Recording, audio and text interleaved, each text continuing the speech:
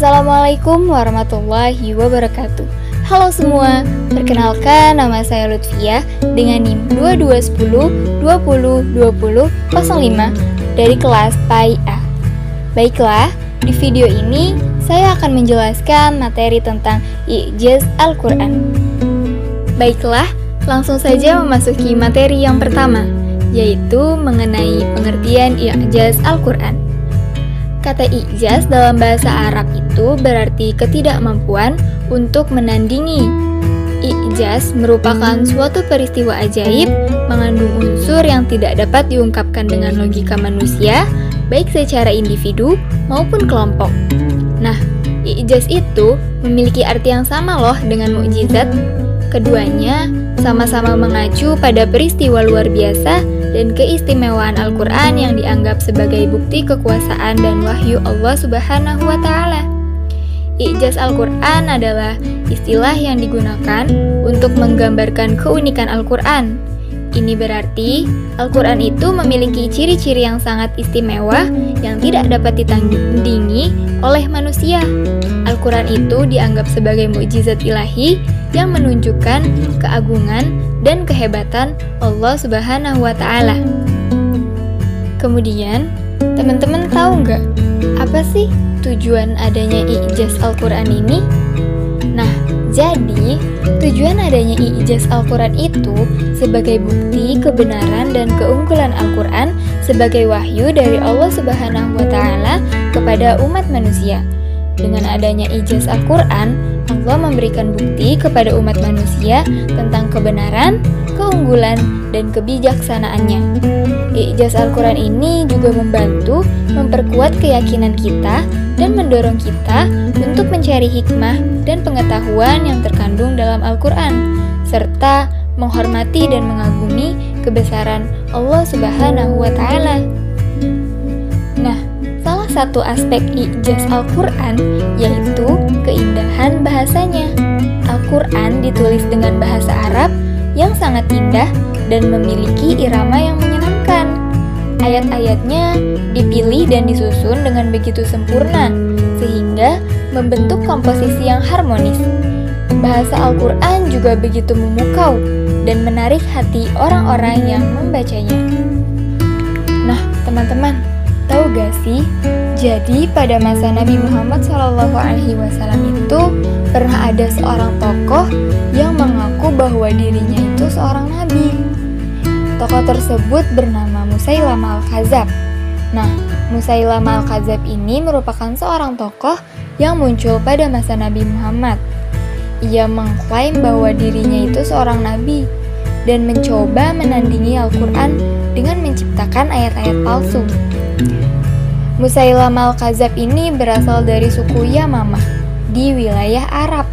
Setelah munculnya Islam dan penyebaran Al-Quran, Musailamah mencoba untuk menggugah pengikut dengan mengklaim sebagai seorang nabi dan menciptakan ayat-ayat palsu yang meniru gaya bahasa dan struktur Al-Quran. Dia juga mencoba untuk memperdaya orang-orang dengan menjanjikan kekuasaan dan kekayaan. Namun, umat Islam pada masa itu tidak terpengaruh oleh klaim palsu Musailamah. Mereka menolak dan menentangnya dengan teguh, karena mereka mengetahui bahwa Al-Quran adalah mukjizat ilahi yang tidak bisa ditandingi oleh siapapun. Nah, kisah tentang Musailamah Al-Kadzab ini memberikan pelajaran penting tentang kekuatan dan keunggulan Al-Quran sebagai wahyu ilahi. Ia menunjukkan bahwa meskipun ada upaya untuk meniru Al-Quran, keunikan, keistimewaan, dan keunggulan Al-Quran tetap tidak tergoyahkan. Hal ini memperkuat keyakinan umat Islam akan kebenaran Al-Quran sebagai petunjuk hidup yang sempurna. Nah, teman-teman, ada juga nih beberapa contoh tentang kebenaran i'jaz Al-Quran, yaitu yang pertama tentang kehidupan awal manusia. Al-Quran menjelaskan pembentukan awal manusia dengan ungkapan yang sama dengan penemuan ilmiah modern tentang embriologi. Misalnya yang dijelaskan dalam Quran Surah Al-Mu'minun ayat 12-14. Al-Quran menjelaskan bahwa perkembangan embrio itu berasal dari nutfah, kemudian menjadi segumpal darah, kemudian segumpal daging yang bertulang belulang, lalu diisi dengan daging. Nah, penyampaian peristiwa ini dijelaskan secara akurat, menggambarkan tahapan-tahapan perkembangan embrio manusia. Kemudian, peristiwa yang kedua yaitu tentang siklus air. Al-Quran menjelaskan tentang siklus air yang melibatkan penguapan, pembentukan awan, dan kemudian turunnya hujan.